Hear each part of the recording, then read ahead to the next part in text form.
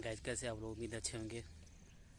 Guys आप लोग जैसे कि पता है कि मेरा नाम करण है और मैं बिहार से हूँ। और मैं आपको बताना चाहता हूँ गाइज कि ज़िंदगी में कभी कभी ऐसे भी हालात आते हैं जिसमें इंसान को जो है इंसान पूरी तरह अंदर से टूट जाता है। ऐसा ही कुछ मेरे साथ भी हुआ है, लेकिन फिर भी मैं अपने आप को बहुत संभाला हूँ और संभाल भी रहा हूँ और मैं आगे अच्छा करने की कोशिश भी कर रहा हूँ। कभी कभी ऐसे हालात पैदा होते हैं जिसमें हमारे अपने ही हमें छोड़कर चले जाते हैं। जब अपने हमें छोड़कर चले जाते हैं तो हमें कैसा महसूस होता है, क्या बताऊँ आपको। ऐसा लगता है कि जैसे ये दुनिया ही नहीं है मेरे लिए, ये दुनिया ख़त्म सी हो जाती है। ऐसा लगता है जैसे ये दुनिया मेरे लिए है ही नहीं। मैंने बहुत महसूस किया है। जब मैं अपने गांव में था तो वहाँ पर मैं टीचिंग कराया करता था, पढ़ाया करता था बच्चों को, और मैं काफ़ी खुश हुआ करता था। मेरे 2 बच्चे भी हैं और पत्नी मेरी को काफ़ी अच्छी है। लेकिन होता है ना कि काम करते करते वक्त कुछ पैसे का इतना प्रेशर बढ़ा, कर्ज़े में हम इतने डूब गए कि कर्ज़ को चुकाने के चक्कर में बहुत हम दूर चला।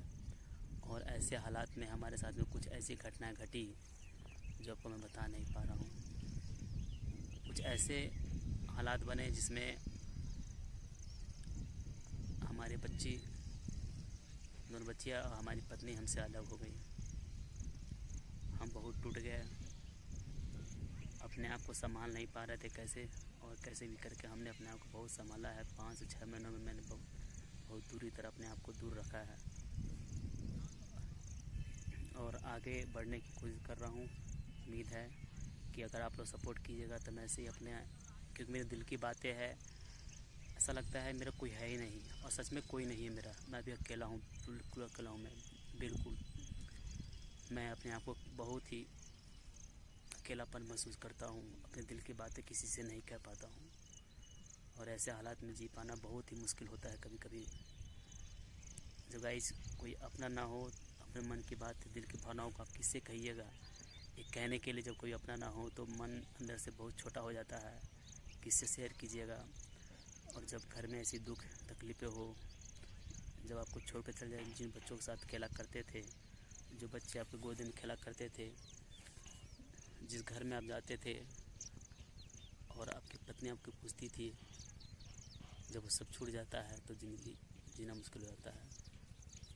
ऐसा नहीं है कि मैं शराबी हूँ या फिर मैं किसी प्रकार कोई गलत नशा करता हूँ, मैं ऐसा कुछ नहीं करता।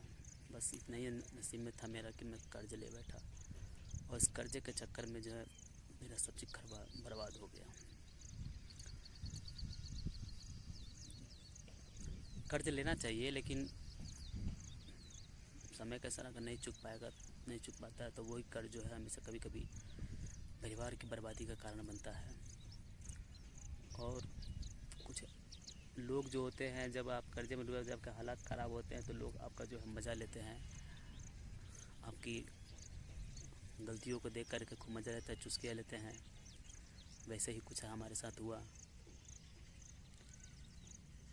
कर्ज के चुकाने में हम दाने दाने पाई पाई के मोहताज हो गए। मेरे पास ऐसे कोई प्रोफेशनल डिग्री नहीं थी जिसमें मैं कहीं जाकर अच्छा खासा जॉब कर पाऊँ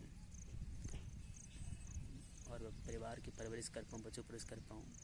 मैं एक सिंपल साधारण सा एक टीचर था जो गांव में बच्चों को कोचिंग पढ़ाता था। उससे अच्छी खासी आमदनी हो जाती थी, लेकिन होता है ना, थोड़ा सा मैं लालच कर बैठा। उस कोचिंग के पैसे के आधार पर मैंने गांव वाले से कर्ज़ा ले लिया, और कर्ज़ा वो धीरे धीरे जो मैं चुका नहीं पाया, और जिसकी वजह से बढ़ता गया और अंततः हमें जो गाँव छोड़ना पड़ा। ऐसे हालात में मैं अपने बच्चों और पत्नी को लेकर कहाँ जाता, कुछ समझ नहीं आ पा रहा था मैं। तो हमने उन बच्चों और पत्नी को जो है उनके मायके यहाँ छोड़ दिया। लेकिन इसी दरमियान कुछ ऐसी घटना घटी जो हम, खैर 1 बाय 1 आपको जैसे समय आएगा आपको बताएंगे। फ़िलहाल आप लोग अपना सपोर्ट दीजिएगा। उम्मीद है कि आप लोग मुझे सपोर्ट कीजिएगा ताकि मैं भी अपने जीवन में आगे बढ़ सकूं, क्योंकि मेरे लिए अब कुछ समझ नहीं आ रहा है अब क्या करें, कहीं क्या करें, कहाँ जाए। काम तो कर रहा हूँ, लेकिन मन की बातों को शेयर करने वाला कोई है नहीं जिससे हम मन की बातें शेयर कर सकें। मेरा कोई अभी है नहीं, इसलिए मैं आप लोग के साथ जुड़ रहा हूँ। उम्मीद है कि आप लोग मेरा साथ दीजिएगा और मुझे सपोर्ट कीजिएगा। मिलते हैं हम लोग नेक्स्ट ब्लॉग में, तब तक अपना ख्याल रखें। धन्यवाद।